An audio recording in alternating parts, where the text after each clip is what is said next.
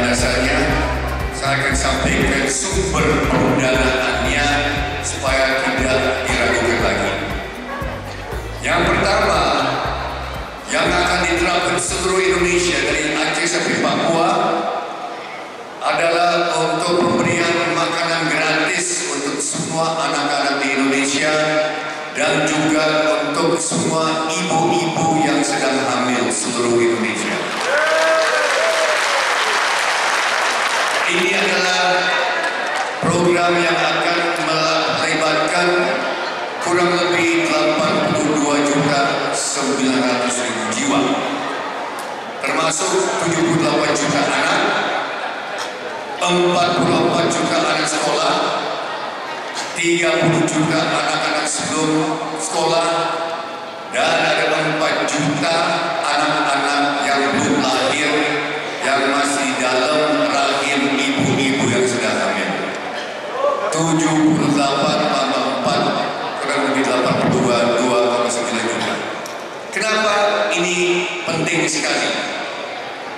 Saya bisa katakan bahwa program ini sudah mulai disusun gagasannya 17 tahun lalu. Prabowo Subianto belum waktu itu calon presiden. Partai Gerindra belum didirikan. Waktu itu belum ada cita-cita waktu itu untuk mendirikan partai baru. Pak Prabowo waktu itu masih anggota dan kader Partai Golkar. Namun waktu itu dia ketua umum Himpunan Kerukunan Tani Indonesia. Mungkin di antara bapak-bapak ibu ada juga yang anggota HKTI, mungkin. Waktu itu Pak Prabowo baru dilantik, diangkat sebagai ketua umum HKTI. Dan waktu itu dia sangat-sangat prihatin karena dia menemukan data-data yang sangat menyedihkan. Waktu itu tahun 2006 ditemukan data atau fakta bahwa 30% anak-anak di bawah umur 5 tahun menderita kondisi kesehatan namanya stunting. Saya ingat 2006 saya diundang kakak saya ke kantornya di Jakarta dan dia menjelaskan ke saya masalah stunting. Saya agak kaget karena selama ini saya belum dengar waktu itu. Dia kan mantan tentara, mantan Kopassus, pernah menjadi komandan Kopassus. Dia tentara cukup lama dan dia ikut berperang cukup sering waktu itu. Tapi dia bicara mengenai kondisi anak-anak di Indonesia yang menurut dia ini adalah potensi bencana bangsa, malapetaka. Kalau 30% anak-anak di Indonesia stunting, berarti mereka akan nanti terganggu, otaknya terganggu. Stunting itu adalah penyakit di mana anak-anak kurang gizi, kurang makanan yang bermutu. Mungkin dapat nasi putih, bulgur, nasi putih terus tanpa lauk, tanpa sayuran, tanpa kacang hijau, tanpa ikan, tanpa daging dan sebagainya, apalagi telur dan susu.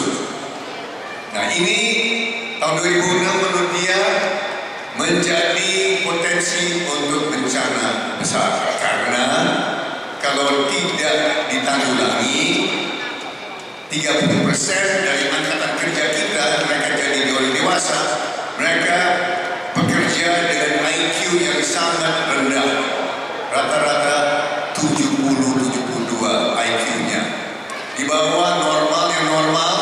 Dan saya kira hari ini semua hadirin yang ada normal yang 100-105 IQ setiap orang. Kalau Pak Habibie, Profesor Habibie, mantan presiden kita, dia seorang jenius, mungkin IQ 140. Dan profesor-profesor di Jogja banyak yang jenius 120-140. Namun yang menderita kondisi stunting itulah mereka yang memiliki IQ atau daya berpikir. IQ itu daya berpikir 70. sangat-sangat rendah. Maka tidak bisa berbuat banyak. Karena selaku seorang pekerja susah untuk menampung atau mendengar perintah-perintah dari majikan atau mantu dan sebagainya. Kondisi sangat memprihatinkan. Itu 2006. Nah, sekarang kita menurut pemerintah sekarang masih ada 24% anak-anak di Indonesia stunting. Kalau di Jawa Timur, kawan-kawan di Jawa Timur, saya masih ingat 5 tahun lalu saya lihat ada data-data yang sangat memprihatinkan. Di Jawa Timur banyak kabupaten di mana stunting itu 40, 45, bahkan ada satu kabupaten 52% anak-anak mengalami stunting. Itu di Jawa Timur, termasuk di Bangkalan, Pamekasan, ada di Lamongan, Lumajang, saya masih ingat di Probolinggo dan sebagainya, banyak di atas 40%. Itu di Jawa Timur. Mudah-mudahan sudah diperbaiki. Namun saat ini masih 24-25% secara nasional anak-anak stunting.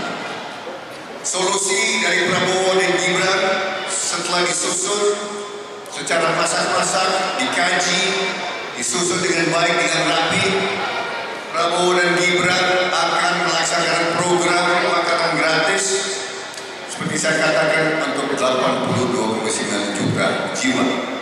Ini termasuk setiap orang dan ibu dan anak akan dapat 1 butir telur tiap hari selama 7 hari seminggu. Akan dapat susu setiap hari sepanjang tahun. Sedapat makanan yang sehat sepanjang tahun 1 kali dulu.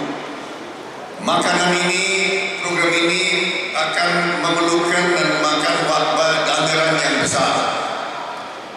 Kita perkirakan tahun pertama perlu biaya 450